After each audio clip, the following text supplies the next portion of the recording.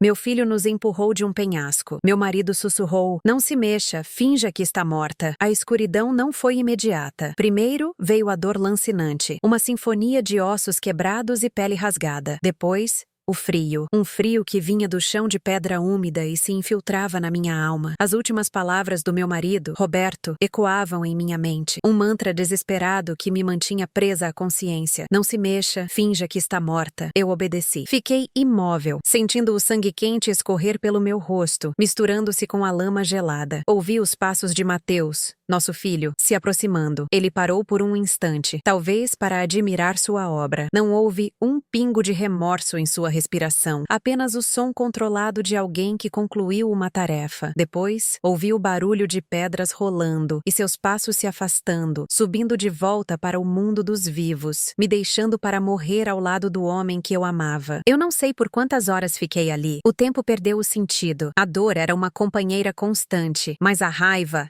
era o que me mantinha aquecida. A imagem do rosto de Mateus, sereno e decidido enquanto nos empurrava, estava gravada em minhas pálpebras. Ele não hesitou. Aquele não era o menino que eu criei, a quem ensinei a andar e a ler. Era um monstro vestido na pele do meu filho. A memória do corpo imóvel de Roberto ao meu lado era a âncora que me impedia de desistir. O sacrifício dele não seria em vão. Ele me deu uma última ordem, e eu a cumpriria. Eu viveria, e eu me vingaria. Fui encontrada ao amanhecer por um homem que vivia isolado nas montanhas, um eremita que descia raramente para a cidade. Ele não fez perguntas. Viu o estado em que eu estava e, com uma força surpreendente para sua aparência frágil, me carregou até sua cabana simples. Ele cuidou dos meus ferimentos como pôde, com ervas e panos limpos. Foi ele quem, dias depois, quando eu já conseguia sussurrar algumas palavras, me ajudou a contatar a única pessoa no mundo em quem eu ainda podia confiar. Minha prima, uma viúva que morava a centenas de quilômetros dali, em uma cidade pequena e esquecida. Minha tia me buscou no meio da noite, em um carro velho e discreto, e me levou para sua casa, onde o mundo nunca me encontraria. Minha recuperação foi um processo lento e agonizante. Cada movimento era uma tortura. Tive 3 costelas quebradas, uma concussão e incontáveis cortes. Minha tia, uma mulher de poucas palavras e grande coração, cuidou de mim sem nunca questionar a história que eu contei, uma versão editada sobre um assalto violento. Ela sabia que havia mais, mas respeitou meu silêncio. Enquanto meu corpo se curava, minha mente trabalhava sem parar. Eu passava os dias na cama, olhando para o teto, e o plano começava a tomar forma. Um plano frio, meticuloso e cruel. A primeira coisa que fiz, assim que consegui me sentar em frente a um computador, foi pesquisar meu próprio nome. Trágico acidente na serra, diziam as manchetes. Empresário local morre em queda. Esposa desaparecida, presumidamente morta. Li os artigos, um por um. Vi as fotos de Mateus no funeral do pai, o rosto contorcido em uma máscara de falsa dor, recebendo os pêsames de amigos e familiares. Ele era o filho devotado, o herdeiro enlutado. A náusea subiu pela minha garganta. Ele estava vivendo a mentira que criou, e o mundo a estava comprando. Mateus não perdeu tempo. Poucas semanas após o acidente, ele começou a liquidar o que Roberto e eu construímos durante 50 anos. Nossa casa, a vinícola, as propriedades de investimento. Tudo estava sendo vendido a preços baixos, com uma pressa que só a ganância consegue justificar. Eu assistia, de longe, através da tela do notebook antigo da minha tia, e cada notícia era como um novo empurrão daquele penhasco. Mas agora, a raiva não era apenas quente, era gelada, precisa. Meu primeiro movimento foi sutil. Roberto sempre foi um homem desconfiado. Ele não confiava totalmente em bancos ou sistemas digitais. Ele mantinha registros de tudo, mas também tinha seus segredos. Um deles era uma série de contas de investimento no exterior, abertas há décadas, cujas senhas e acessos estavam guardados não em um computador, mas em um livro antigo em sua biblioteca particular. Um livro que Mateus jamais pensaria em abrir. Uma primeira edição de um poeta desconhecido que eu lhe dei em nosso 5º aniversário de casamento. Eu sabia exatamente qual era o livro e qual era a página. E o mais importante, eu sabia as senhas. Usando uma rede de internet pública e programas para mascarar minha localização, acessei a primeira conta. Havia um valor monetário considerável ali, intocado há anos. Mateus não fazia ideia de sua existência. Eu não toquei no dinheiro principal. Em vez disso, fiz uma pequena transferência.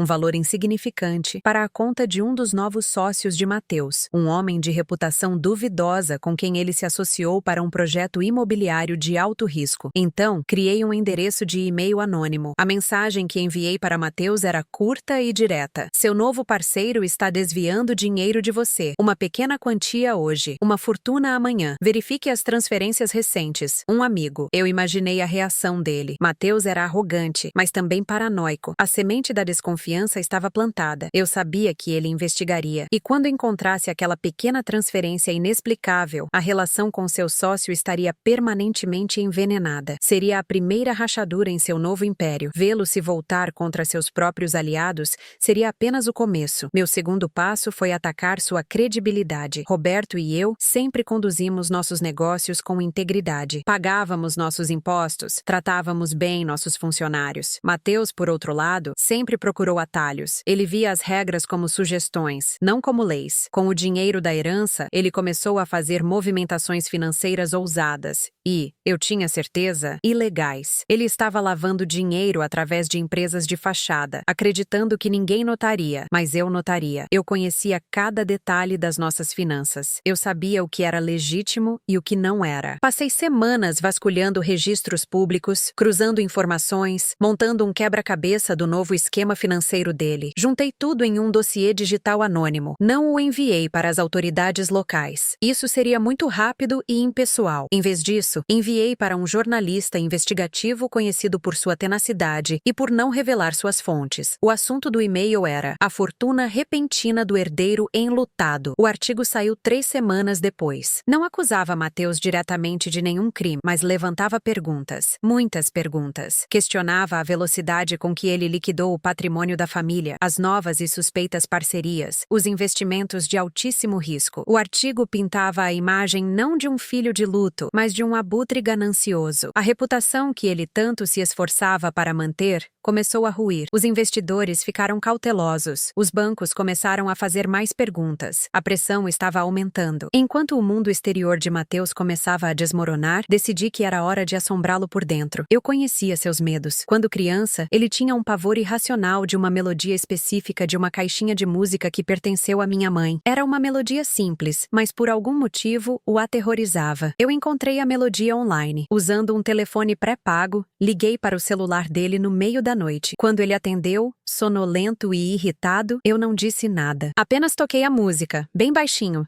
e desliguei. Fiz isso por 3 noites seguidas. Na 4ª noite, ele atendeu gritando: "Quem é? O que você quer?" Eu apenas deixei a música tocar por mais alguns segundos antes de encerrar a ligação. Eu o estava quebrando psicologicamente, usando as memórias de uma infância que ele destruiu para assombrar seu presente. Ele não podia contar a ninguém. Quem acreditaria que um homem de 45 anos estava sendo aterrorizado por uma canção de ninar? Ele estava sozinho com seu medo, e a paranoia o consumia. Ele começou a beber mais, a cometer erros estúpidos em seus negócios. Estava se tornando exatamente o que eu queria: instável, errático e vulnerável. O golpe final, no entanto, precisava ser perfeito. Precisava ser uma homenagem a Roberto. Meu marido, além de desconfiado, era previdente. Anos antes, quando Mateus começou a mostrar os primeiros sinais de sua ganância desenfreada, Roberto começou a se preparar para o pior. Ele nunca imaginou que o pior seria um empurrão de um penhasco, mas ele sabia que nosso filho era capaz de traição financeira. Roberto havia compilado um dossiê real, em papel, escondido em um lugar que só nós dois conhecíamos, um compartimento secreto no fundo de um velho baú de carvalho em nosso depósito alugado. Dentro daquele envelope pardo, havia provas de tudo: as pequenas fraudes que Mateus cometeu na empresa quando jovem, cópias de e-mails comprometedores, registros de dívidas de jogo que Roberto teve que pagar para salvar o nome da família e, o mais importante, uma declaração assinada por um antigo sócio de Mateus, detalhando um esquema de fraude que eles haviam tentado aplicar anos atrás. Era a ruína de Mateus em um pacote. O plano de Roberto era usar aquilo como um último recurso para proteger o patrimônio da família caso Mateus tentasse tomar o controle à força. Ele nunca teve a chance de usá-lo, mas eu teria. Conseguir o dossiê foi o maior desafio. Eu mal conseguia andar sem a ajuda de uma bengala, e o depósito ficava em outra cidade. Minha tia, com sua lealdade saudade silenciosa foi minha salvadora mais uma vez. Eu expliquei a ela que precisava recuperar alguns documentos de família importantes, papéis que meu marido havia guardado. Ela não hesitou, dirigiu por horas, usou a chave que eu mantinha escondida e voltou com um envelope pardo em suas mãos. Quando o abri, minhas mãos tremiam. Ver a caligrafia de Roberto na capa, para emergências, foi como levar um soco no estômago. Li cada página e a dor se misturou com uma determinação de aço. Estava tudo ali. A prova irrefutável de que o monstro não nasceu no penhasco. Ele sempre esteve lá, escondido sob a fachada de um bom filho. Eu não entregaria isso às autoridades. A justiça deles era lenta, incerta. Mateus conseguiria bons advogados, talvez cumprisse uma pena leve. Não era o suficiente. Eu queria que ele sentisse o medo que eu senti, a desesperança que Roberto sentiu em seus últimos momentos. Através de minhas pesquisas, eu descobri o nome do agiota, a quem Mateus devia uma quantia exorbitante de dinheiro. Ele havia pegado o empréstimo para cobrir as perdas de seus investimentos fracassados, acreditando que conseguiria pagar com o próximo grande golpe. Mas não haveria próximo golpe. O agiota era conhecido por sua brutalidade. Ele não negociava. Ele não perdoava. Copiei todo o dossiê. Guardei os originais. Coloquei as cópias em um novo envelope, sem remetente. Dentro, adicionei um único bilhete, escrito em letras de forma. Ele não tem como te pagar. Ele perdeu tudo, mas ele tem bens escondidos que as autoridades fiscais ainda não encontraram. Aqui estão os detalhes. Considere isso uma ajuda para recuperar seu investimento. Entreguei o envelope a um serviço de mensageiros anônimo, pagando em dinheiro para que fosse entregue diretamente no escritório do agiota. E então, eu esperei. A queda de Mateus não foi televisionada. Não houve manchetes. Foi um colapso silencioso e aterrorizante. Seus novos sócios o abandonaram. Seus bens restantes foram tomados. Um dia, ele simplesmente desapareceu. Ninguém sabia para onde ele tinha ido. As autoridades locais fizeram uma investigação superficial, mas concluíram que ele provavelmente fugiu do país para escapar das dívidas. Mas eu sabia a verdade. Eu sabia que homens como aquele agiota não deixam pontas soltas. Mateus não fugiu. Ele foi silenciado. Ele teve o fim que merecia, não pelas mãos da justiça, mas pelas consequências de sua própria ganância. A justiça que eu servi foi sombria, definitiva e invisível, assim como eu. Hoje, eu vivo uma vida tranquila com minha tia. Para o mundo, Sandra morreu naquele penhasco há 6 meses, e de certa forma, eles estão certos. A mulher que amava seu filho incondicionalmente, a esposa feliz, a matriarca orgulhosa, ela se foi. A mulher que sobreviveu é outra pessoa, uma sombra. Eu não sinto alegria. Não sinto satisfação. Sinto apenas o vazio profundo da perda. Mas quando fecho os olhos, não vejo mais o rosto de Mateus me empurrando. Eu ouço o sussurro do meu marido, e sei que cumpri sua última vontade. Ele me pediu para sobreviver, e eu sobrevivi. Eu garanti que a memória dele fosse honrada, não com lágrimas, mas com justiça. Uma justiça fria e silenciosa, nascida na beira de um penhasco, e executada das sombras. Meu nome é Sandra, e esta é a história de como eu enterrei meu filho, muito depois de ele ter me deixado para morrer. Os meses que se seguiram foram silenciosos. A rotina na casa da minha tia era um bálsamo e uma tortura. O tic-tac do relógio na sala, o cheiro de chá de ervas no ar, os dias se misturando uns aos outros em uma névoa de luto e recuperação. Eu me sentia como um navio fantasma, flutuando em um mar calmo depois de uma tempestade devastadora. A vingança não me trouxe a paz que eu imaginava. Trouxe um silêncio profundo, um vazio onde antes havia um propósito ardente. O fogo que me manteve viva agora era apenas uma brasa fraca, e o frio que senti no penhasco parecia ter se instalado permanentemente em meus ossos. Eu cumpri a última ordem de Roberto, mas não sabia qual seria a próxima. Não havia próxima. Havia apenas o amanhã, igual ao hoje. Minha tia nunca me pressionou. Ela me observava com seus olhos gentis, entendendo que as feridas mais profundas não eram as que deixavam cicatrizes na pele. Ela me trazia livros da biblioteca local, me ajudava com meus exercícios de fisioterapia e, às vezes, apenas se sentava comigo na varanda, em um silêncio compartilhado que valia mais do que qualquer palavra de consolo. Eu estava segura. Eu estava anônima. E pela primeira vez em muito tempo, comecei a acreditar que poderia viver o resto dos meus dias naquela paz melancólica. Essa ilusão se quebrou em uma tarde cinzenta de outono. Minha tia entrou na casa com a correspondência na mão, o rosto com uma expressão confusa. Sandra, isto chegou. Não tem selo,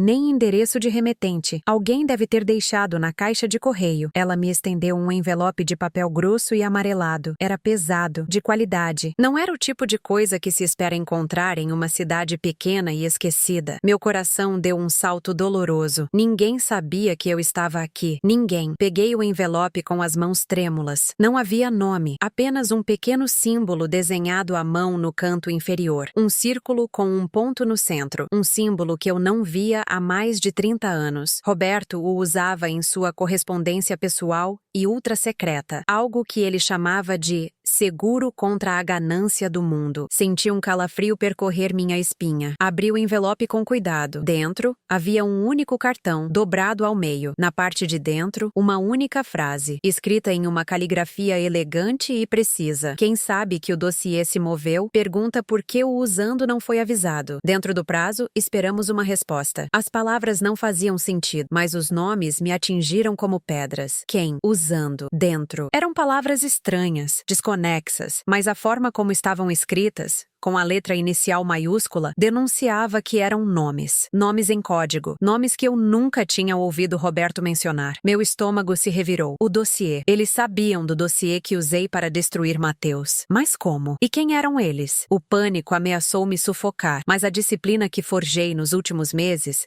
assumiu o controle. Está tudo bem, minha querida, eu disse para minha tia, forçando um sorriso que não chegou aos meus olhos. Deve ser um engano. Publicidade estranha. Ela não pareceu convencida, mas assentiu e me deixou sozinha com meus pensamentos. Naquela noite, eu não dormi. A paz que eu havia construído se desfez em pó. Roberto, meu marido metódico e previsível, tinha um lado que eu desconhecia completamente. O dossiê não era apenas uma proteção contra a traição de Mateus. Era algo mais. Era uma peça em um jogo muito maior, um jogo cujas regras eu não conhecia. E eu, em minha busca cega por vingança, havia movido essa peça sem entender as consequências. Ao amanhecer, fui até o baú onde guardava minhas poucas posses. Lá, no fundo, estava o envelope pardo original, com a caligrafia de Roberto. Eu o havia guardado como uma última lembrança de sua previdência. Abri-o novamente, mas desta vez não procurei as provas contra Mateus, procurei por algo mais. Passei os dedos por cada folha, senti a textura do papel, procurei por qualquer anomalia. E então eu encontrei. Colado na parte interna do envelope, sob uma aba de papelão que eu nunca havia notado, havia um pequeno caderno de capa preta, fino como uma revista. Meu coração batia descontroladamente enquanto eu o abria. As páginas estavam repletas da letra miúda e organizada de Roberto. Não eram registros financeiros, eram notas,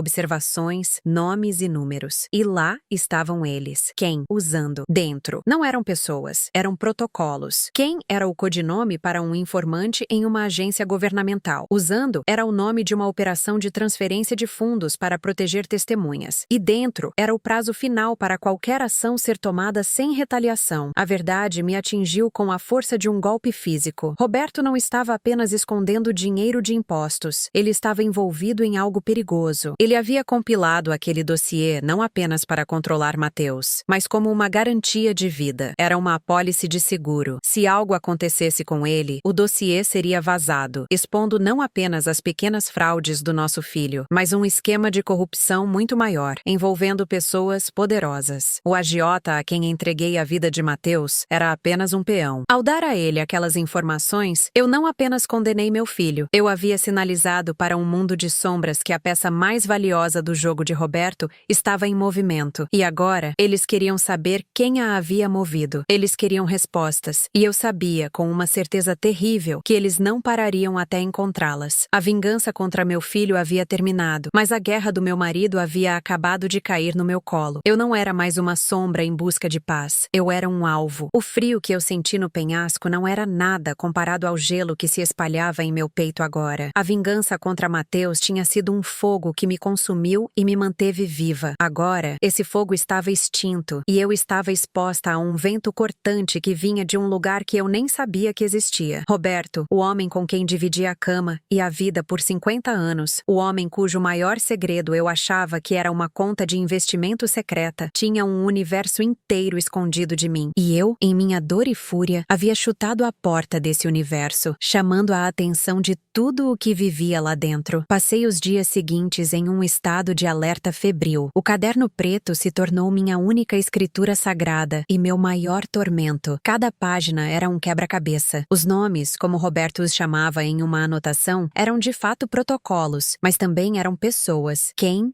era um contato, um canal de informação. Usando era a ação, a movimentação de recursos ou pessoas. Dentro era o tempo, o prazo final. Mas o caderno revelava mais. Revelava uma hierarquia. Acima de tudo, havia um nome que aparecia repetidamente, sempre associado a decisões finais. Ningu. Ningu não era um protocolo. Ningu era a autoridade. Abaixo dele, havia menções a Abri, descrito com uma única palavra: extrator. O trabalho de Abri era tirar pessoas de situações impossíveis. E havia nomes, que parecia ser um registro, um livro-caixa de favores, dívidas e segredos, a verdadeira fonte de poder do grupo. Roberto não era um membro central. Ele era, pelo que pude entender, um facilitador valioso. Sua vinícola, seus negócios de importação, sua reputação impecável, tudo era a fachada perfeita para movimentar dinheiro e informações para essa organização. O dossiê contra Mateus não era apenas uma apólice de seguro para nossa família.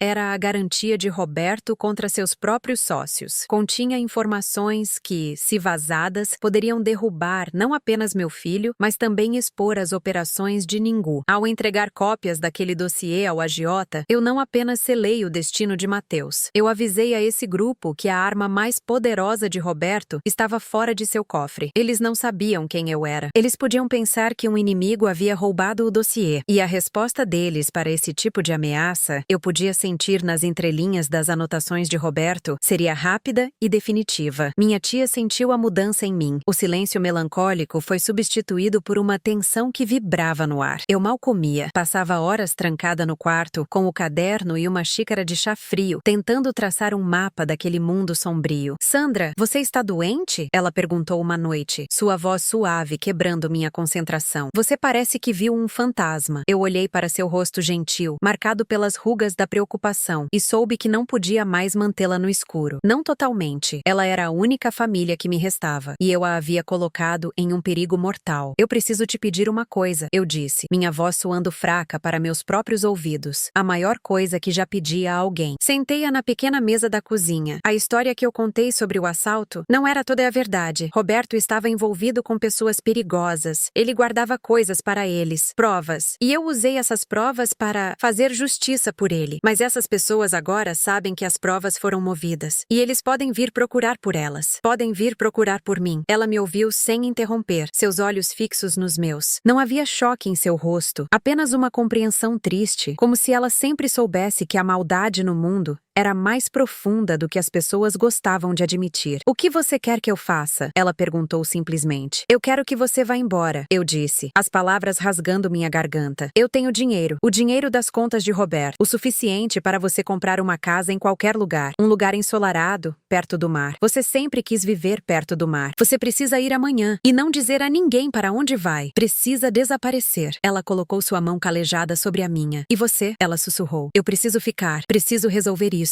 Se eu for com você, eles nos encontrarão, as duas. Mas se eu ficar, serei a única isca. Eles virão até mim e você estará segura. Lágrimas silenciosas escorreram pelo seu rosto, mas ela assentiu. Ela era daquela geração que entendia o sacrifício sem precisar de longos discursos. Naquela noite, arrumamos sua mala. Eu fiz uma transferência online, movendo uma quantia substancial para sua conta. Ao amanhecer, nós nos abraçamos na porta. Eu nunca tive uma filha, disse ela com a voz embargada. Mas se tivesse, rezaria para que ela tivesse metade da sua força. Eu a observei dirigir pela estrada de terra até que o carro velho se tornasse um ponto no horizonte. Pela primeira vez desde o penhasco, eu estava completamente sozinha. E o medo era real, mas a solidão também me trouxe clareza. Eu não era mais uma esposa ou uma mãe. Eu era a herdeira de uma guerra que não escolhi. A mensagem deles dizia: dentro do prazo, esperamos uma resposta. O caderno de Roberto tinha uma seção sobre comunicação. Não havia e-mails ou telefones. Era um método arcaico, mas genial em sua simplicidade. Eu deveria comprar um exemplar específico de um jornal de grande circulação, em um dia específico. Na seção de classificados de barcos, eu encontraria um anúncio com um número de série. Os últimos 4 dígitos desse número eram o código de uma caixa postal em uma cidade a 2 2 horas de distância. A resposta deveria ser escrita em um tipo específico de papel com um tipo específico de tinta e deixada lá. O prazo, dentro, era de 7 dias a partir do recebimento da mensagem. Eu tinha 3 dias restantes. Passei um dia inteiro formulando a resposta. O que eu poderia dizer? A verdade? Que eu era a viúva de luto que acidentalmente tropeçou em seu mundo secreto? Eles me veriam como uma ponta solta e me eliminariam sem pensar 2 vezes. Não, eu não podia ser Sandra. Eu tinha que ser a pessoa que eles esperavam que estivesse no controle. Eu tinha que ser o sucessor de Roberto. Dirigi até a cidade vizinha, usando o carro velho que minha tia deixou para trás. Comprei o jornal, encontrei o anúncio, anotei o código. Encontrei uma loja de artigos de papelaria e comprei o papel e a tinta exatos descritos no caderno. Voltei para a casa silenciosa e me sentei para escrever a carta que decidiria meu destino. Minha caligrafia estava um pouco trêmula, mas as palavras eram firmes. A movimentação foi uma ação controlada. Um ativo da família precisava ser liquidado. O principal permanece seguro e sob minha custódia. O silêncio de usando foi intencional para garantir a integridade da operação. A estrutura de Roberto permanece intacta, sob nova administração. Aguardo contato para redefinir os protocolos. A lealdade será recompensada como sempre. A indiscrição terá as consequências de sempre. Eu não assinei com meu nome. Assinei com o mesmo símbolo que estava no envelope que recebi. Um círculo com um ponto no centro. O símbolo de Roberto. No dia seguinte, dirigi as 2 horas até a cidade indicada. O escritório dos Correios era pequeno e anônimo. Encontrei a caixa postal, usei a chave que encontrei escondida na lombada do caderno de Roberto para abri-la e deslizei o envelope para dentro. Ao fechar a pequena porta de metal, o clique pareceu ecoar como um tiro no silêncio. A viagem de volta foi um borrão. Eu não sabia se tinha assinado minha sentença de morte ou comprado mais tempo. Eu havia blefado, apostando tudo na esperança de que eles fossem cautelosos. Pessoas como eles não gostavam de incerteza. Destruir o sucessor de um ativo valioso como Roberto, sem entender a situação, era um risco. Eu estava apostando que a ganância e a autopreservação deles superariam o desejo de uma retaliação imediata. Quando voltei para a cabana, a noite já havia caído. A casa estava vazia e fria. O silêncio não era mais pacífico, era pesado, cheio de ameaças invisíveis. Eu me sentei na poltrona de Roberto, o caderno preto em meu colo. A vingança contra Mateus havia sido o fim de uma história. A carta que deixei na caixa postal foi o começo de outra. Eu não sabia quem eram Ningu, ou Abri, ou as pessoas por trás dos nomes, mas eles saberiam de mim. A mulher que sobreviveu à queda de um penhasco, a mulher que enterrou o próprio filho sem derramar uma lágrima. Eles achavam que estavam lidando com o herdeiro de Roberto. De certa forma, estavam. Eu herdei seus segredos, suas batalhas e talvez seu fim. Mas eu não era ele. Eu era Sandra. E eles estavam prestes a descobrir o que isso significava. Os dias que se seguiram foram um exercício de controle. Cada rangido da madeira da cabana, cada galho que estalava lá fora sob o peso de algum animal noturno me fazia saltar. O sono era um luxo que eu não podia me permitir por mais de 1 ou 2 horas seguidas. Passei a maior parte do tempo com o caderno de Roberto. Não era um diário, mas um manual de operações. Cada página era coberta com sua caligrafia precisa, uma mistura de anotações financeiras, diagramas de fluxo e nomes. Nomes estranhos que pareciam códigos. Ningu, Abri, Usando, Quem. Eram como peças de um quebra-cabeça que eu não sabia montar. Ao lado de cada nome, havia símbolos e números, sequências que não faziam sentido para mim. Eu os memorizei, repetindo-os em voz baixa, até que se tornassem parte de mim. Eu precisava entender a lógica do meu marido, o mundo que ele escondeu de mim por todos aqueles anos. Ele não era apenas um hoteleiro e produtor de vinhos. Ele era algo mais, e esse algo mais foi o que o matou. Foi o que transformou nosso filho, Mateus, em um monstro. Eu me perguntava se Mateus sabia, se ele era uma peça nesse jogo, ou apenas um peão ganancioso. A forma como ele nos empurrou, com aquela calma fria, sugeria que ele sabia mais do que eu imaginava. Ele não era apenas um filho querendo a herança mais cedo. Ele estava cumprindo uma ordem ou eliminando um obstáculo para tomar o lugar do pai. A minha carta, o meu blefe, era uma aposta de que eles, os donos dos nomes, não estavam em contato direto com Mateus, que a liquidação que eu mencionei criaria uma confusão que me daria tempo. Exatamente 1 semana depois de deixar a carta, o meu método de comunicação foi ativado novamente. Desta vez, não foi uma mensagem deixada na porta. Foi mais sutil. O mesmo jornal, na mesma seção de classificados de barcos. Um novo anúncio, com um número de série diferente. Seguindo as instruções do caderno, eu decifrei os últimos dígitos. Não era um código de caixa postal, era um horário e uma referência de página em um livro específico, de um autor específico. O caderno indicava que uma cópia desse livro estaria na biblioteca pública da cidade onde eu havia deixado a carta. Meu sangue gelou. Eles queriam um encontro, ou uma armadilha. Passei o resto do dia me preparando. Eu não podia ir como Sandra, a viúva frágil. Eu olhei meu reflexo no espelho do banheiro. O rosto que me encarou estava envelhecido, não apenas pelos anos, mas pelo trauma. Havia uma dureza em meus olhos que não existia antes. Meu cabelo, antes cuidadosamente penteado, estava mais ralo e sem vida. Eu o prendi em um coque severo e baixo. Vasculhei as roupas que minha tia havia deixado para trás. Encontrei um terninho escuro, de corte antigo, mas que me servia. Era sóbrio, impessoal, era uma armadura. Eu pratiquei minha expressão no espelho, esvaziando-a de toda emoção, sem medo, sem raiva, sem tristeza. Apenas um vazio calculista. Eu era a nova administração. Dirigi as 2 horas até a cidade, sentindo o peso de cada quilômetro. A biblioteca era um prédio antigo, de pedra, silencioso como uma igreja. O cheiro de papel velho e poeira me envolveu. Encontrei a seção indicada e o livro estava lá, exatamente como o caderno descrevia. Abri na página indicada. Havia uma única palavra sublinhada a lápis: estufa. Na parte de trás da biblioteca, havia uma grande estufa de vidro, um jardim de inverno que abrigava plantas exóticas. Estava quase vazia, exceto por um homem sentado em um banco de ferro forjado, lendo um jornal. Ele não pareceu notar minha aproximação. Era de meia idade, vestia um sobretudo que parecia caro demais para o ambiente e tinha um rosto que não se destacaria na multidão. Era perfeitamente comum, e isso o tornava aterrorizante. Sentei-me no banco oposto, mantendo uma distância segura, e esperei. Depois de 1 minuto que pareceu uma eternidade, ele dobrou o jornal lentamente e o colocou ao seu lado. Seus olhos encontraram os meus. Eram frios e analíticos, como os de um cientista observando um inseto. Vok demorou. Ele disse, sua voz sem inflexão. Eu mantive minha expressão neutra. Eu sou metódica, não apressada. Ele deu um leve sorriso que não alcançou seus olhos. Roberto era metódico e também era pontual. Roberto cometeu um erro que exigiu uma correção. Respondi, as palavras saindo mais firmes do que eu esperava. Eram as palavras da minha carta, a minha verdade fabricada. A pontualidade se tornou um luxo insustentável. O homem me estudou por um longo momento. Eu podia sentir seu olhar me dissecando, procurando por uma rachadura na minha fachada. Nós não gostamos de correções. Gostamos de estabilidade. A estrutura de Roberto era estável. A estrutura tinha uma fraqueza, um ativo da família que se tornou um risco. O ativo foi liquidado. A estrutura principal, o que realmente importa para Ningu, permanece segura. Sob minha custódia, eu disse, usando um dos nomes do caderno. Foi um risco, uma aposta de que Ningu era alguém ou algo importante. A menção do nome fez com que a sobrancelha do homem se contraísse minimamente.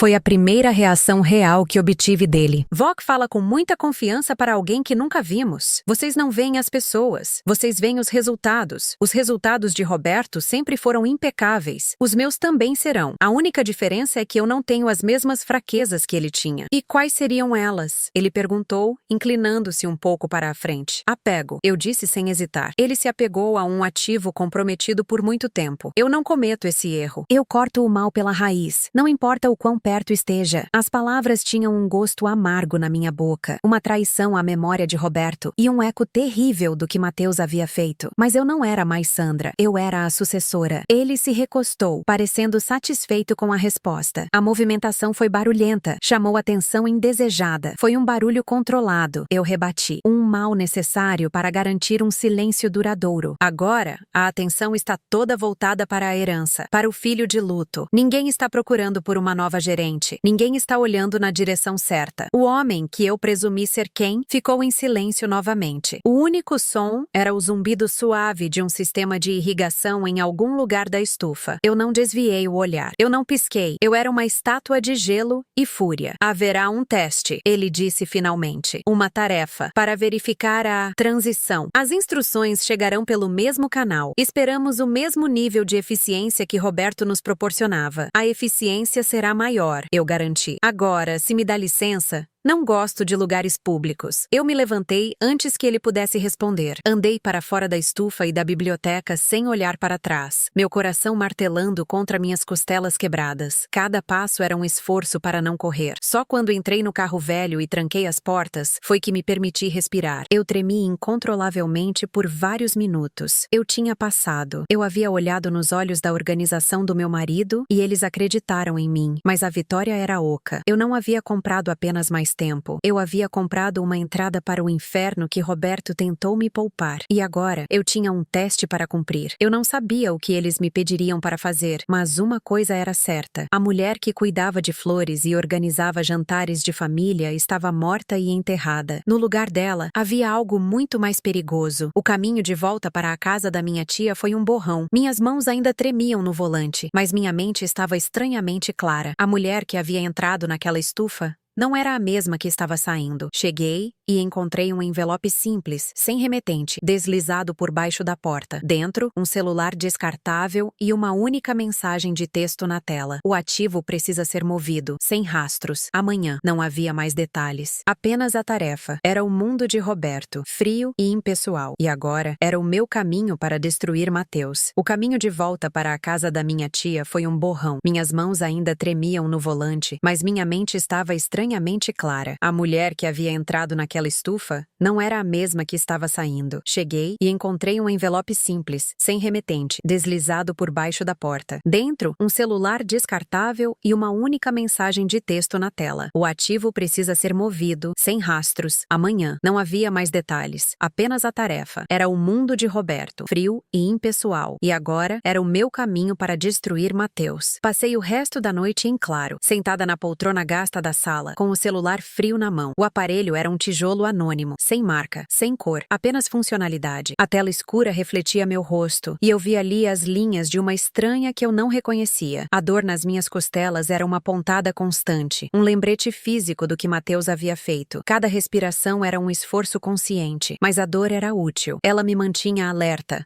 Afastava o sono e a fraqueza que ameaçavam me engolir. Minha tia passou por mim uma vez, a caminho do quarto. Ela parou, seu rosto enrugado demonstrando uma preocupação silenciosa. Ela não disse nada, apenas colocou um cobertor sobre meus ombros e apertou minha mão por um instante antes de se retirar. Aquele pequeno gesto de calor foi como uma gota de água em um deserto, mas também me lembrou do abismo que agora me separava do mundo dela, do mundo normal. Amanhã, a palavra ecoava. Como eu, uma mulher de 72 anos com o corpo remendado, moveria um ativo misterioso sem deixar rastros. Eu não tinha carro, não tinha identidade, não tinha recursos. Ou era o que eu pensava. A resposta, como tudo naquela nova vida, estava com Roberto. Ele não teria me deixado despreparada. Sua última ordem não foi apenas para que eu vivesse, foi para que eu sobrevivesse. E para sobreviver no mundo dele, eu precisaria das ferramentas dele. Levantei-me com um gemido abafado e fui até a pequena mala que minha tia havia me dado, onde guardava as poucas coisas que me restavam. Dentro, entre algumas peças de roupa doadas, estava o caderno de couro de Roberto. O mesmo caderno que eu peguei de seu escritório antes de fugir, o caderno que continha os nomes estranhos. Eu o folheei novamente, minhas mãos trêmulas passando pelas páginas de caligrafia precisa. Eram listas, códigos, números de contas que eu não entendia, mas no final, na última página, havia algo diferente. Um pequeno mapa desenhado à mão. Não era de uma cidade ou de uma região, parecia ser a planta baixa de uma casa. A nossa casa. A casa onde Mateus agora vivia como rei. Havia um X marcado no chão do escritório de Roberto, sob o tapete persa que ele tanto amava. Ao lado do X, uma sequência de números. Meu coração acelerou. Era um cofre de chão. Roberto sempre foi um homem de segredos, de camadas. Eu vivi com ele por 50 anos. E só agora estava descobrindo a profundidade de suas águas. Ele me protegeu de seu mundo, mas deixou um mapa para que eu pudesse navegar por ele, se necessário. E agora era mais do que necessário. Era a minha única chance. Mas voltar para aquela casa era impossível. Mateus estava lá. A polícia, os vizinhos, todos me conheciam. Voltar como Sandra era uma sentença de morte, ou pior, de fracasso. Eu precisava de um plano. A noite se arrastou enquanto eu rabiscava em um pedaço de papel. Minha mente antes ocupada com receitas e listas de jardinagem, agora se transformava em um campo de batalha estratégico. A solução veio com o primeiro raio de sol, pálido e cinzento. Não era uma solução brilhante, mas era a única que eu tinha. Eu não voltaria como Sandra, a mãe. Eu voltaria como uma sombra, uma necessidade. Passei a manhã inteira ao telefone, usando o aparelho antigo da minha tia. Fiz dezenas de ligações para empresas de jardinagem e manutenção de piscinas. Com uma voz trêmula e frágil, eu me apresentava como uma vizinha preocupada, dizendo que a nova gestão da propriedade parecia estar negligenciando o jardim, que as rosas premiadas do meu falecido amigo Roberto estavam morrendo. Eu plantei a semente da dúvida, da negligência. A última ligação foi para uma empresa pequena, de um homem só, que parecia desesperado por trabalho. Eu disse a ele que o dono da casa,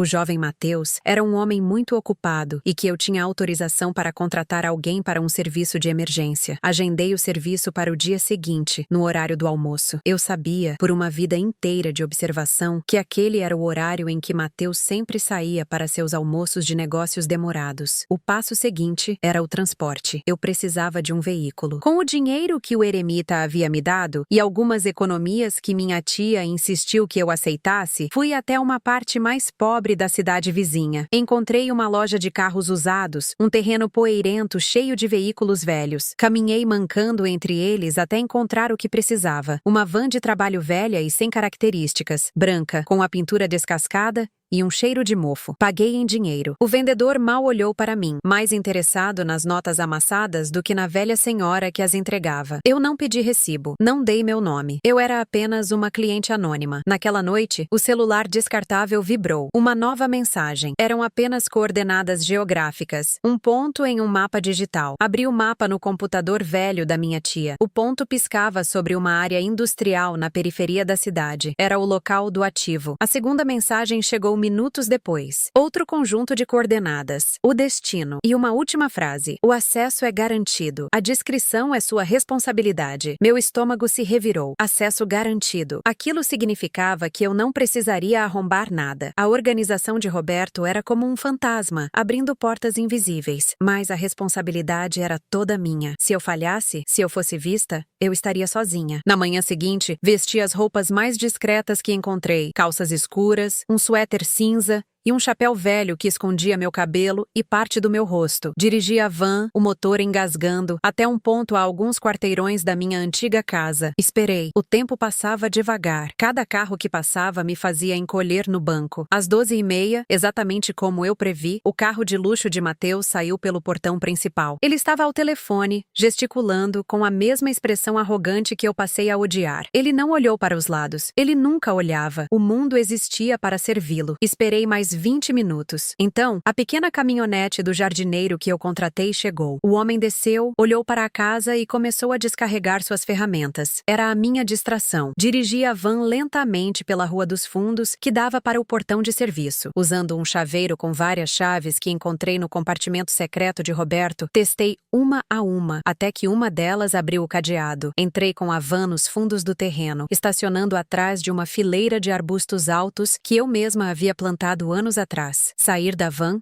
foi uma agonia. Meu corpo protestava a cada movimento. Atravessei o jardim, o cheiro de grama recém-cortada e terra úmida me atingindo como uma onda de nostalgia dolorosa. Eu me escondi nas sombras da casa, meu coração batendo tão forte que eu podia ouvi-lo nos meus ouvidos. A porta dos fundos, a da cozinha, estava trancada, como esperado, mas no chaveiro de Roberto havia uma chave menor, estranha. Eu a examinei e percebi que não era para uma fechadura comum. Lembrei-me de um pequeno painel de manutenção perto da porta, quase invisível. A chave se encaixou perfeitamente. Girei e a porta destrancou com um clique suave. Dentro, a casa estava silenciosa e fria. O cheiro era diferente. Havia um aroma de charo e de um perfume masculino caro, que não era o de Roberto. Era o cheiro de Mateus, o cheiro do usurpador. Passei pela cozinha, vendo a louça suja na pia, um sinal da vida desleixada que ele levava sem mim para arrumar suas coisas. Meu sangue ferveu, mas eu empurrei a raiva para o fundo. Foco. Eu precisava ter foco. Subi as escadas, cada degrau, um teste de resistência. O escritório de Roberto estava intacto, mas bagunçado. Papéis espalhados, uma garrafa de uísque vazia sobre a mesa. Mateus o havia profanado. Ignorei a desordem. Fui direto ao tapete persa. Era pesado, mas com a adrenalina correndo em minhas veias, caixas, consegui arrastar um canto, e lá estava, uma pequena placa de metal nivelada com um assoalho de madeira. Usei a sequência de números do caderno. Girei o disco do cofre, os cliques soando como tiros no silêncio da casa. A pequena porta de aço se abriu. Dentro, não havia joias ou documentos. Havia maços de dinheiro, bem amarrados, e uma pequena caixa de madeira. Dentro da caixa, havia vários passaportes com a minha foto e a de Roberto, mas com nomes diferentes. Havia também carteiras de motorista, cartões de crédito e um pequeno aparelho que parecia um gerador de códigos. Eram identidades de fuga. Roberto estava preparado para desaparecer a qualquer momento, e ele havia preparado uma vida para mim também. Peguei todo o dinheiro e a caixa. Coloquei tudo em uma mochila que encontrei no armário. Antes de sair, parei. Meu olhar caiu sobre uma foto na mesa. Éramos nós três. Eu, Roberto e um Mateus adolescente, sorrindo em um dia de sol. Uma lágrima quente escorreu pelo meu rosto. Eu a enxuguei com raiva. Aquela família não existia mais. Aquele menino estava morto. Saí da casa da mesma forma que entrei, trancando tudo, deixando tudo como estava. O jardineiro ainda estava ocupado na frente. O barulho do cortador de grama cobrindo qualquer som que eu pudesse ter feito. Dirigi a van para longe dali, meu coração finalmente começando a desacelerar. Eu tinha os recursos. Agora, precisava cumprir a tarefa. Segui as coordenadas até a área industrial. O lugar era um labirinto de armazéns cinzentos e ruas desertas. O endereço me levou a um galpão de armazenamento de luxo, um lugar que guardava obras de arte e vinhos caros para colecionadores. A fachada era discreta, mas a segurança era visivelmente alta. Câmeras, portões de aço, guardas. Como eu entraria ali? Lembrei-me das palavras. O acesso é garantido. Estacionei a van em uma rua lateral e observei. Não havia como entrar pela frente. Então, notei um pequeno portão de serviço nos fundos, idêntico ao da minha casa. Meu sangue gelou. Era um padrão. O mundo de Roberto era feito de padrões e sistemas invisíveis aos olhos comuns. Esperei o anoitecer. O ar ficou frio. As luzes da área industrial criavam sombras longas e assustadoras. Vesti luvas e me aproximei do portão. No chaveiro de Roberto, encontrei outra daquelas chaves estranhas. Ela abriu o cadeado. Entrei em um pátio escuro. Havia uma porta de metal com um leitor de cartão. Lembrei-me dos cartões na caixa que peguei do cofre. Testei o primeiro. Nada. O segundo. Nada. O terceiro, um cartão branco sem nenhuma inscrição, fez a luz do leitor ficar verde. A porta destrancou. O interior do armazém era vasto, silencioso e climatizado. Fileiras e mais fileiras de unidades de armazenamento, cada uma com sua própria porta de aço. O ar cheirava a poeira e a conservantes. O celular descartável vibrou no meu bolso. Uma nova mensagem. Unidade 734. Código 8A59. Caminhei pelos corredores silenciosos, meus passos ecoando no vazio. Encontrei a unidade 734. Digitei o código no teclado ao lado da porta. A porta de metal rolou para cima com um ruído suave. Dentro, a unidade estava quase vazia. Havia apenas 3 caixas grandes, de metal, do tipo usado para transporte de equipamentos sensíveis. Eram pesadas, muito pesadas. Levei quase 2 horas para mover as 3 caixas para a minha van. Meu corpo gritava de dor. Cada caixa que eu arrastava pelo chão de concreto parecia rasgar os músculos das minhas costas e testar a solda das minhas costelas quebradas. Eu suava, ofegava, e em vários momentos pensei que não conseguiria, mas a imagem do rosto de Mateus me dava forças. A raiva era um combustível mais potente que qualquer músculo. Quando a última caixa estava dentro da van, fechei a unidade, saí do armazém e tranquei todos os portões atrás de mim. Ninguém me viu. Eu era um fantasma. Dirigi por horas, seguindo as segundas coordenadas. Elas me levaram para fora da cidade, para uma área rural, desolada. A estrada de terra era esburacada e a van sacudia violentamente. Finalmente, cheguei ao local indicado. Era um celeiro abandonado no meio do nada, a madeira apodrecida, o telhado parcialmente desabado. Uma única lâmpada pendurada em um fio iluminava a entrada. Estacionei a van. Um homem saiu das sombras. Ele era alto e magro, seu rosto escondido por um chapéu de abas largas. Ele não disse uma palavra, apenas abriu a parte de trás da van e começou a mover as caixas para dentro do celeiro com uma facilidade que me humilhou. Eu não ajudei, apenas observei, exausta. Quando ele terminou, ele se virou para mim, tirou um envelope do bolso do casaco e o estendeu. Eu o peguei. Ele entrou no celeiro, fechou a grande porta de correr e a luz se apagou. apagou. Ele e as caixas desapareceram na escuridão. Voltei para a van, minhas mãos tremendo de exaustão e alívio. Abri o envelope. Dentro, havia uma grande quantia em dinheiro e um novo celular descartável. Quando o liguei, havia uma única mensagem na tela. Eficiente. Aguarde novas instruções. Dirigi a van até um lago distante e a observei afundar na água escura, levando com ela qualquer vestígio da minha operação. Voltei para a casa da minha tia a pé, caminhando os últimos quilômetros sob as estrelas, sentindo o peso do que eu havia feito. Eu não era mais apenas uma vítima, eu era uma agente. Eu havia entrado no jogo. Nos dias que se seguiram, eu me recuperei lentamente. A dor física começou a diminuir, mas foi substituída por uma frieza que se instalou no meu peito. Eu usei o dinheiro que Roberto deixou e o que recebi da tarefa para construir minha nova vida. Aluguei um pequeno apartamento em outra cidade, um lugar anônimo onde ninguém me conheceria. Criei uma nova identidade usando um dos passaportes que encontrei no cofre. Eu me tornei Helena, uma viúva quieta que vivia de uma pensão modesta. Enquanto o mundo exterior via uma senhora inofensiva, por dentro eu estava em guerra. Passei meus dias na biblioteca local, usando os computadores públicos para aprender tudo o que podia sobre lavagem de dinheiro, hacking básico e vigilância digital. Eu lia os jornais e as colunas sociais online, acompanhando cada passo de Mateus. Ele estava vivendo a vida que sempre quis. Comprou um iate, deu festas extravagantes,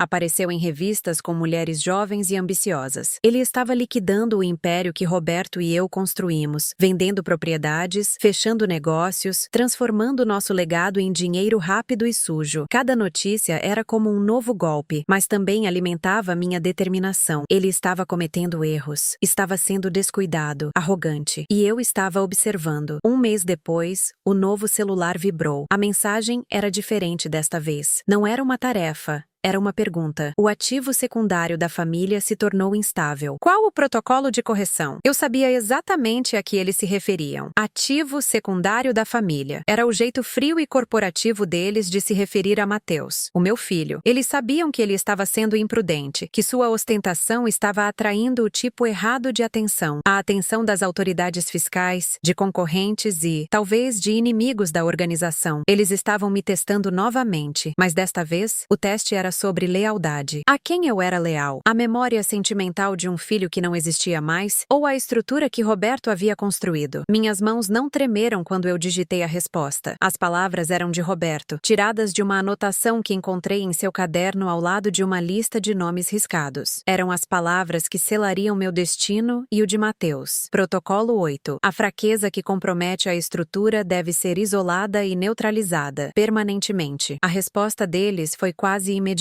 Proceda. Recursos ilimitados à sua disposição. Canal de comunicação. Ningu. Use o codificador. O pequeno aparelho da caixa do cofre. O codificador. E o nome. Ningu. Eu havia ganhado a confiança deles. Eles não me deram apenas uma tarefa. Eles me deram a autorização. A autorização para fazer o que meu coração sombrio desejava desde que acordei naquele chão de pedra fria. Eles queriam que eu neutralizasse a ameaça que Mateus representava para os negócios deles. Eu queria que ele pagasse pelo que fez a Roberto e a mim. Nossos objetivos, por enquanto, estavam alinhados. A mulher que cuidava de flores estava morta. A sucessora havia sido testada. Agora, a caçadora estava prestes a ser libertada. E a presa era o meu próprio filho. Eu peguei o codificador. Era hora de contatar Ningu e começar a planejar o fim de Mateus. Não seria uma morte rápida, não seria um penhasco na escuridão, seria lento, seria metódico, e ele veria meu rosto no final. Ele saberia que sua mãe voltou do túmulo para arrastá-lo para o inferno com ela. Meu primeiro passo não foi contratar um assassino ou comprar uma arma. Isso seria bruto, barulhento, seria o método de um amador. Eu era a herdeira de Roberto, e ele era um artista da discrição. Minha vingança seria uma obra de arte da destruição. Começaria pelas coisas que Mateus mais amava, as coisas pelas quais ele nos matou: dinheiro e status. Usando a identidade de Helena e os recursos que a organização me deu acesso, comecei a tecer minha teia. O primeiro fio foi financeiro. Roberto tinha parceiros de negócios em todo o mundo, muitos dos quais operavam nas sombras, assim como ele. Através do canal de Ningu, obtive acesso a esses contatos. Eu não me apresentei como a viúva de Roberto. Eu era simplesmente a gerente, uma figura anônima que falava com a autoridade dele. Comecei a comprar as dívidas de Mateus. Ele, em sua arrogância, arrogância, estava pegando empréstimos com agiotas e investidores de alto risco para financiar seu estilo de vida e seus projetos imobiliários falhos. Um por um, eu comprei esses débitos através de empresas de fachada. Em questão de meses, eu me tornei, sem que ele soubesse, sua maior credora. Ele achava que devia a um conglomerado impessoal em um paraíso fiscal. Na verdade, ele devia tudo a mim. O segundo fio foi social. Mateus amava ser o centro das atenções. Sua maior conquista recente foi ser nomeado para o conselho de um prestigioso museu de arte, uma posição que lhe dava acesso à elite da cidade. Era seu playground, e eu ia incendiá-lo. Eu sabia, por ter organizado a vida financeira da nossa família por décadas, que muitas das peças de arte que Roberto colecionava tinham uma proveniência duvidosa. Ele as adquiriu como pagamentos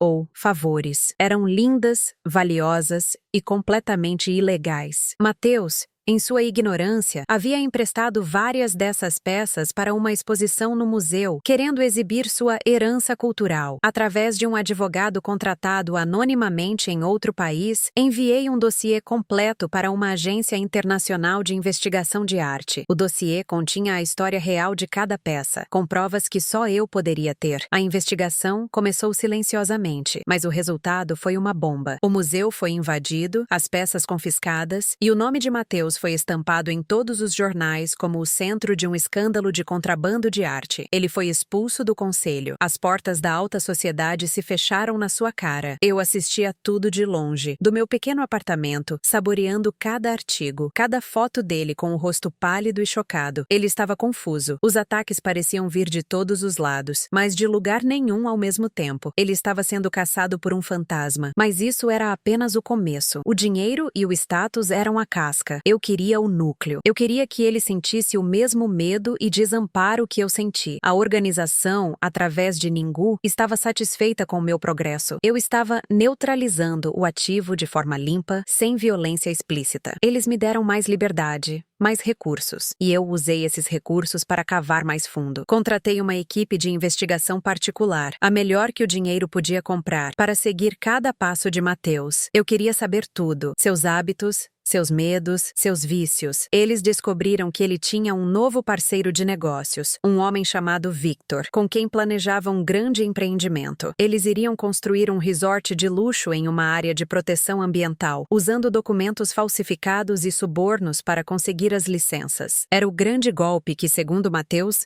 restauraria sua fortuna e sua reputação. Eu foquei em Victor. Quem era ele? O que o motivava? Meus investigadores descobriram que Victor tinha uma fraqueza. Sua filha pequena, que sofria de uma doença rara e necessitava de um tratamento caríssimo. Victor estava desesperado e o desespero o tornava vulnerável. Foi então que fiz minha jogada mais ousada. Usando outra identidade, a de uma filantropa idosa, entrei em contato com o hospital onde a filha de Victor era tratada. Criei uma fundação falsa e fiz uma doação anônima que cobria todos os custos do tratamento da menina pelo resto da vida. A única condição era que a doação permanecesse em absoluto sigilo. Alguns dias depois, enviei um pacote para Victor. Dentro, não havia ameaças. Havia apenas uma cópia do comprovante da doação para o hospital e todos os documentos que provavam as fraudes que ele e Mateus estavam cometendo. Não havia remetente, não havia bilhete, apenas a informação. A escolha era dele. Victor entendeu a mensagem. Ele não sabia quem eu era, mas sabia que alguém com poder e conhecimento incríveis estava lhe oferecendo uma saída. Ele podia continuar com Mateus, arriscando a prisão e o futuro de sua filha, ou podia abandonar o navio que afundava. 2 dias depois, Victor desapareceu. Ele limpou todas as suas contas, pegou sua família e sumiu do mapa. Mas antes de ir, ele enviou uma cópia de toda a documentação fraudulenta para as autoridades. A queda de Mateus foi rápida e brutal. Com o testemunho e as provas de Victor, os investigadores não tiveram dificuldade em montar o caso. As contas de Mateus foram congeladas, seus bens leiloados, o iate, o carro de luxo, a casa, a nossa casa. Tudo se foi. Ele foi da cobertura para a sarjeta em questão de semanas. Ele perdeu tudo, mas ainda não era o suficiente. Ele ainda estava vivo. Ele ainda respirava. A vingança de Roberto ainda não estava completa. O julgamento foi um espetáculo. Mateus, magro, abatido, com olheiras profundas, parecia uma sombra do homem que era. Ele foi condenado a vários anos de prisão por fraude, corrupção e crimes ambientais. Quando o juiz leu a sentença, ele não chorou. Ele apenas olhou para o vazio, seu rosto uma máscara de descrença. Ele não conseguia entender como tudo deu tão errado. Eu assisti ao julgamento da galeria, disfarçada com uma peruca grisalha e óculos grossos. Ninguém me reconheceu. Quando nossos olhos se cruzaram por um breve segundo, não houve um pingo de reconhecimento no olhar dele. Para ele, eu era apenas mais uma velha curiosa na multidão. A prisão seria o seu penhasco particular. Um lugar frio, de pedra, onde ele ficaria sozinho com seus demônios. Mas minha vingança precisava de um ato final. Precisava de um toque pessoal. No dia de sua transferência para a penitenciária de segurança máxima, usei minha influência com a organização para arranjar uma coisa. Um pequeno favor. Quando Mateus foi colocado na cela que seria sua casa pelos próximos anos, havia um único objeto sobre a cama de metal. Um pequeno porta-retratos. Dentro, a mesma foto que eu vi em seu escritório. Eu, Roberto e ele. Um adolescente sorrindo em um dia de sol. Mas no verso da foto, eu havia escrito uma mensagem. As últimas palavras que ele ouviria de mim. Eu não me mexi, eu fingi e eu vivi para ver este dia. Com amor, sua mãe. Eu não precisava estar lá para ver sua reação. Eu podia imaginá-la. O choque, a confusão. E então, o terror avassalador ao perceber que o fantasma que o assombrava tinha um rosto. O rosto da mãe que ele tentou matar. Ele não estaria apenas preso fisicamente. Sua mente seria sua verdadeira cela, para sempre assombrada pela verdade. Ele saberia que eu estava lá fora, observando. Meu trabalho estava feito. A dívida com Roberto estava paga. Eu desmantelei o mundo de Mateus, peça por peça, exatamente como ele quebrou meus ossos. Eu o deixei sem nada, exatamente como ele me deixou para morrer. Desliguei o celular descartável pela última vez. Cortei todos os laços com a organização. Ningu, Ken, Vok, eles eram parte de um mundo que não era mais meu. Eu era Helena agora, uma viúva quieta que vivia em um apartamento modesto, em uma cidade anônima. Às vezes, eu vou a um parque perto da minha casa e me sento em um banco, observando as famílias brincarem. Vejo mães com seus filhos e sinto uma pontada de algo que já foi amor, agora uma cicatriz fria. Eu não sinto alegria pela minha vingança, não sinto paz, sinto apenas um vazio imenso. A fúria que me manteve aquecida por tanto tempo se foi, e no lugar dela, restou apenas o frio. O mesmo frio daquele chão de pedra. Eu sobrevivi, eu me vinguei, mas no processo, a Sandra que amava flores e organizava jantares de família morreu de verdade. E ao contrário dela, eu não sei se a mulher que restou merece viver. Eu ganhei a guerra, mas perdi a mim mesma no caminho. E essa talvez tenha sido a vingança final de Mateus.